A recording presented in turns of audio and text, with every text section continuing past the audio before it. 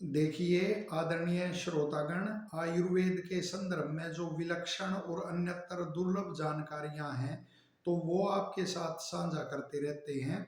और इसी कड़ी में जो दही है तो आज उसके गुणों पर प्रकाश डालने का हम प्रयास करेंगे। जो अब ऋतु चल रही है ये हेमंत और शिशिर ऋतु आने वाली है और वर्षा ऋतु, तो इनमें दही का सेवन वो प्रशंसित माना गया है, श्रेष्ठ माना गया है। और जो जैसे गर्मी में दही का सेवन करते हैं और इसको शीत समझते हैं, लेकिन आयुर्वेद में इसको उष्ण माना गया है।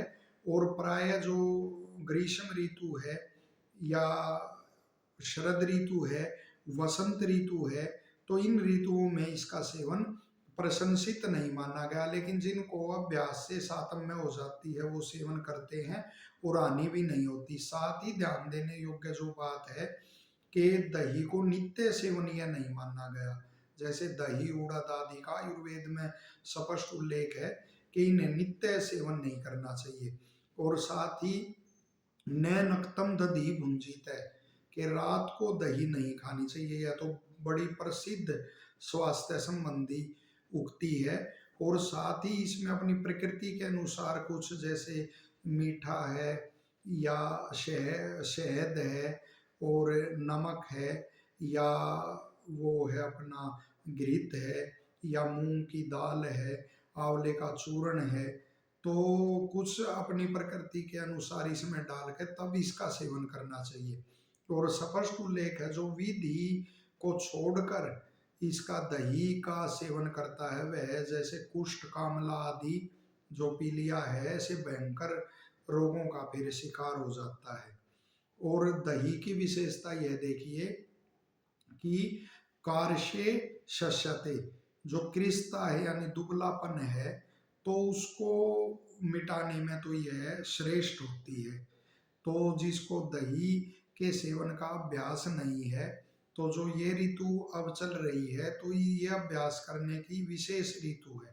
और साथ ही है क्योंकि उसको शुक्र को और बल को बढ़ाने वाली भी होती है, तो ऐसे द्रव्यों का तो इस ऋतु में सेवन करना चाहिए और अपना अभ्यास इसका अवश्य डालना चाहिए। और साथ ही फिर कहा गया है कि दद नाम मध्य गव्यम गुणाधिकम, कि जो जितनी भी दही हैं उनमें जो गाय की वो है, गाय के दूध की जो दही है वो गुणों में फिर सबसे बढ़ के होती हैं।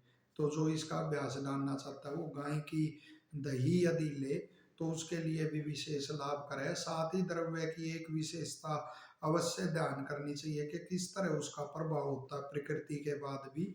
वात को नष्ट करने वाली होती है, लेकिन जो गठिया रोगी हैं उनको इसका मनाही की जाती है क्योंकि यह अभिसंधि भी है, स्रोतों को बंद करने वाली है अंदर से। तो इस तरह से सावधानी से और वैद्य की सलाह से किसी तरह इसका वो प्रयोग कर सकते हैं। और स्वस्थ आदमी को तो जैसे बताया कि इस ऋतु में और उसका विधि पूर्वक इसका सेवन करना चाहिए, इसका अभ्यास करना चाहिए। जो अपने दुबलेपन को दूर करना चाहते हैं उन्हें भी इसका अभ्यास करना चाहिए। अगली वीडियो में जो दही है, किसी अगली जो वीडियो आएंगी हमारी उनमें दही है और जो तक्र है तो उनके क्या गुण हैं और कौन सा गुण एक दूसरे से उनका भिन्न है उपकार के संदर्भ में और लाभ के संदर्भ में, तो उस पर भी प्रकाश डालेंगे। आप सभी स्वस्थ रहें, आप सबको शुभकामनाएं।